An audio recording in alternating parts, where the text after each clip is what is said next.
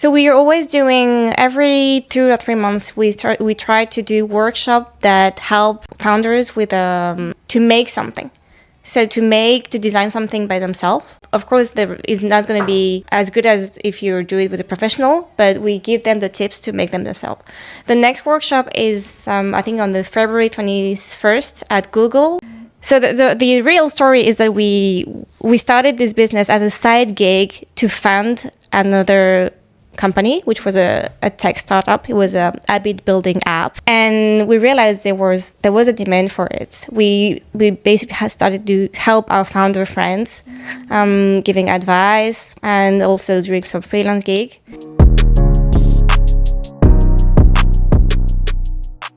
Okay, let's get started. So, Apolline, thank you so much for being here. The reason why I called you, please join our podcast, because she attended AI agent event. Yeah. It was, I think, 2 weeks ago. Yeah, and then I enjoyed the conversation with her. That's why I asked her, please. So, Apolline, what do you do in Tokyo? Sure. So I've been living here for 10 years now, and I have a background in brand strategy. So I've been working as a brand strategist for client side, agency side, and I had my own venture, my own tech startup. And then now I run a design studio for startups called Now Then. And our mission is basically to support founders to design products and brands at the level of their ambition. I see. Thank you. Naming is it's a skill and it's a job, I think. And we actually offer naming as a service. So we didn't do the crazy creative random thing. We just have a process. We have a process. Well, it's basically you need to be very, very wide, go wide at the beginning. And then you search inspiration in not only text inspiration like books or words, but you also go through images and this kind of thing. And then you have a funnel and you start to shortlist answers. And this is how we came up with the name. But it was hard because we only had a vague idea of the business what we wanted to do, and I think that's a very common thing to all startups. You need a logo and a name before you get product market fit or actually any sort of tangible product. The only thing we knew is that we're really good at helping 0 to 1 design. So zero to one. So when you are at idea stage and you need to make it tangible, and this is where we're good at. And we're like, well, yeah, we want to do design for 0 to 1 projects. So startups, venture, corporate venture. And this is how we came up with the name Now and Then. But only after a couple of months later, we really laser focused on startups. But at the time, we were not limited to startups. I see. I'm going to... Thank you. I like this super red. What's tea? This is Rooibos. Rooibos! So good. 美味しいでしょ？美味しいね。Yep. Well, actually, we are always doing every 2 or 3 months. We try to do workshop that help founders with to make something. So to design something by themselves. So of course there is not going to be as good as if you do it with a professional, but we give them the tips to make them themselves. The next workshop is, I think, on the February 21st at Google, and it's going to be about how to make your marketing website, your landing page for your startup on Framer. This is a collaboration with Framer. This is free advertising for them, but it's just the best tool to make quality website. But how can we apply for this event? Well, it's going to be online very soon, so please follow me on LinkedIn. It's in person, yeah. And it's like, I think it's 3 or 4 hours. So brace yourself. Yay. So, 10 years ago, why did you come to Japan? So I'm half Japanese, born and raised in France. So it was a new country for me. But just out of curiosity, I wanted to see how it is to be here. And I think I was just lucky that at the time there were so many opportunities for people like me, and I think there are even more now. And yeah, just I think professional opportunities, and of course the quality of life that is amazing. Yeah, and now that I'm an entrepreneur, I think Japan is a pretty interesting place to be. Many things moving. There are more funding, also more diverse types of founders as well, and not so many companies like us, I guess, really focused on startups. So yeah, it's great to be here. I see. Thank you. Now then, I like this word because of presence and go to the next future process. I love it. So why did you start your company? And you have co-founder, right? Please tell us. Yeah. So me and my co-founder, we started this company a bit accidentally because we saw that there was a demand for it.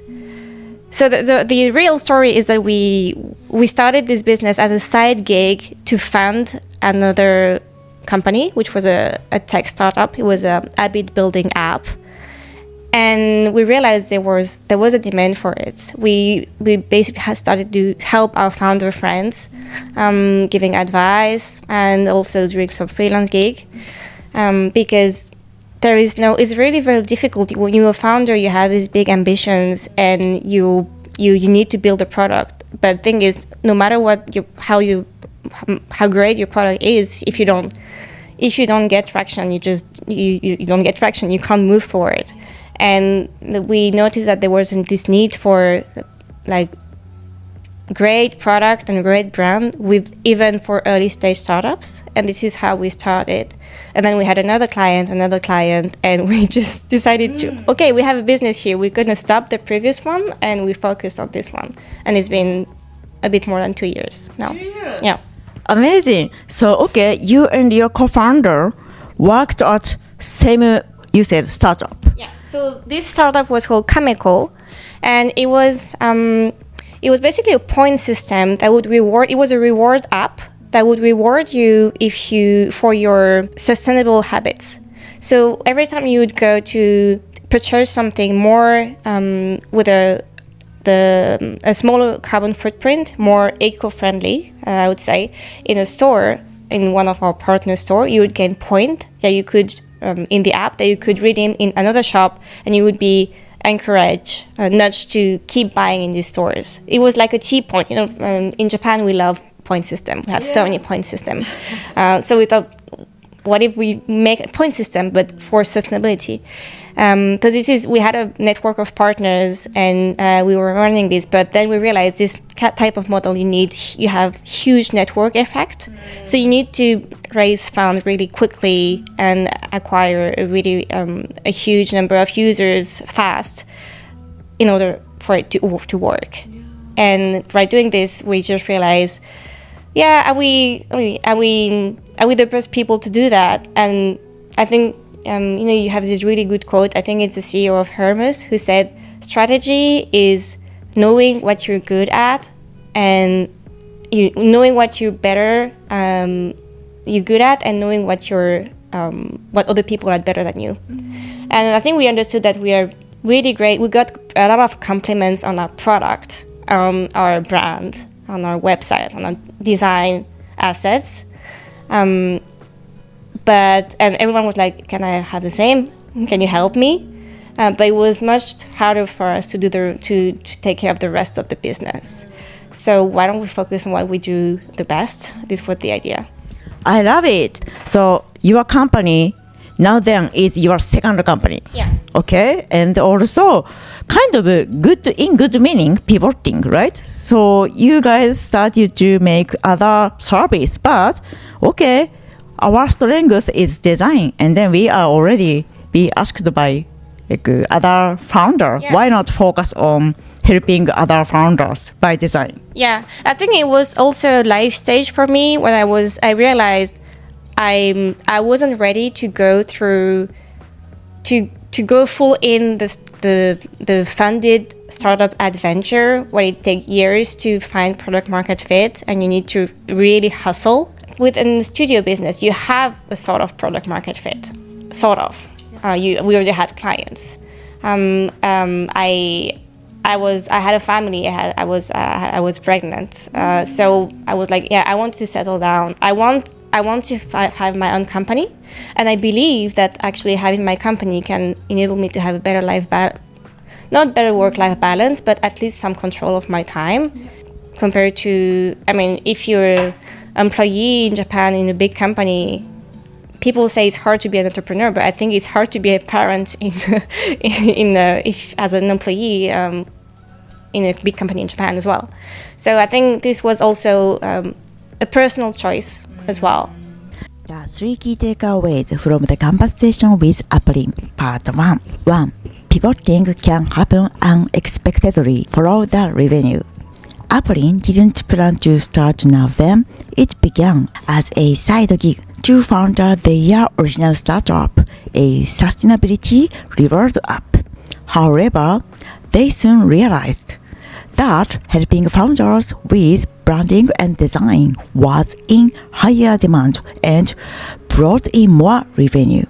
Example, while struggling to scale their sustainability app, startup founders kept asking them, "Can you help us with branding and UI?" So they pivoted to focus on what was already making money. Okay? 2. Strong branding and product design are key for startup success.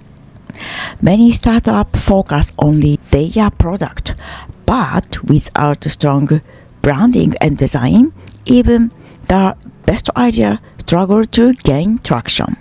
Example, Apolline and her co-founders saw that even early-stage startup needed professional branding to attract customers and investors, leading them to launch Now Then as a full-time business.